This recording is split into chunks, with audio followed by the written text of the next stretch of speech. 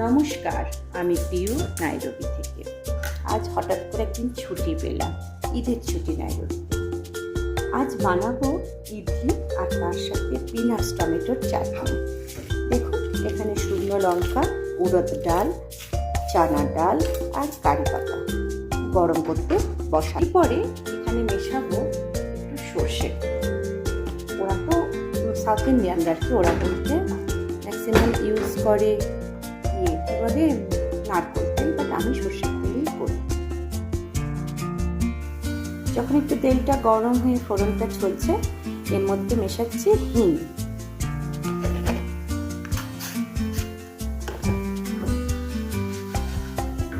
এরপর এতে মেশাবো পিনাটস মানে বাদাম, চীনা বাদাম। এই দেখুন, এই খুব বেশি না, অল্প। ব্যাস, এটাকে খানিকক্ষণ ভাজবো। বাদামটা যখন একটু ভিজে রেডি হয়ে যাবে, তখন এতে মেশাবো টমেটো। দেখতে পাবেন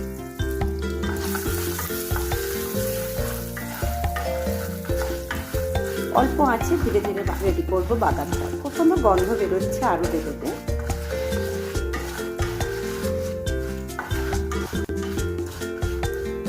একটুখানি কালো লবণ, যেটাকে আমরা বিট লবণও বলে থাকি, সেটা এর সময় অ্যাড করে দিচ্ছি।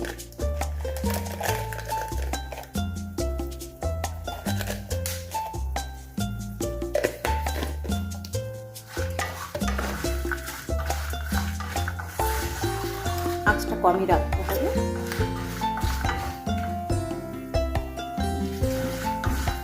এই যে এখনো ভাজছি, এই মুহূর্তে ভালো গন্ধ বেরিয়েছে বাদামটা ভাজা হওয়ার। এর মধ্যে মেশাবো টমেটো। আমার কাছে চেরি টমেটোস আছে, আমি দিয়ে দিলাম। আপনারা যে কোনো টমেটো ইউজ করতে পারেন। এটা আমার নিজের রেসিপি, আমি আলাদা আলাদা করে মেশানো এসব করি না। এইভাবে করে দেখেছি, খেতে খারাপ হয়, ভালোই লাগে। টমেটোটাকে খানিকক্ষণ ভাজবো, ততক্ষণ না গলে আসে। আর দেখুন, ওইদিকে আমি বসাচ্ছি গরম জল। ইডলি তৈরি করবো তো, তাই ইডলি ওভেনটা দেবো ভেতরে, তাই জলটা গরম। আর আমি ভুলে গেছিলাম ভিডিও করতে, এখানে না 1 কাপ অফ রাইস মানে চাল, 1/2 কাপ অফ উড়দ ডাল, এই প্রপোর্শনটা ইউজ করা হয়। অনেক বছর আগে গুরুকুল বলে আমার একজন বাঙালি বন্ধু ছিল নাইরবিতে, তার কাছে শেখা। আর যখন ভিজিয়েছিলাম, তখন এর মধ্যে আমি 2 টেবিল স্পুন রাইসও ওভারনাইট সোক করে ব্লেন্ড করে দিয়েছি। এবার এতে আমি মেশাবো একটু নুন আর পরিমাণ মতো জল। এটাকে ভাজা হচ্ছে, জল গরম নুন আর জল দিয়ে আমি ভালো করে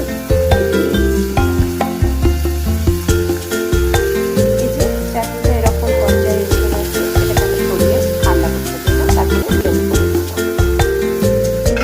আমার এটা ধুয়ে পরিষ্কার করে রাখা আছে। এবার এগুলোতে আমি অল্প করে তেল লাগিয়ে নেব।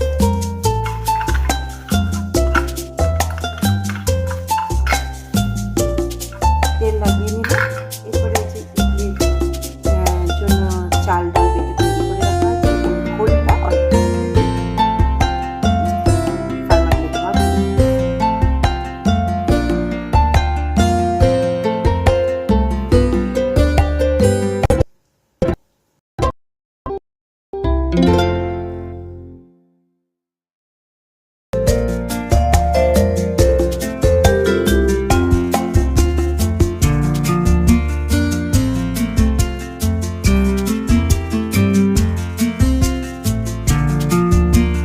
বানিয়ে নামিয়ে নিলে ইডলি রেডি হয়ে যাবে। ঠান্ডা হয়ে যাওয়া ভেজে রাখা বাদাম টমেটো মশলা এগুলোকে ব্লেন্ড করা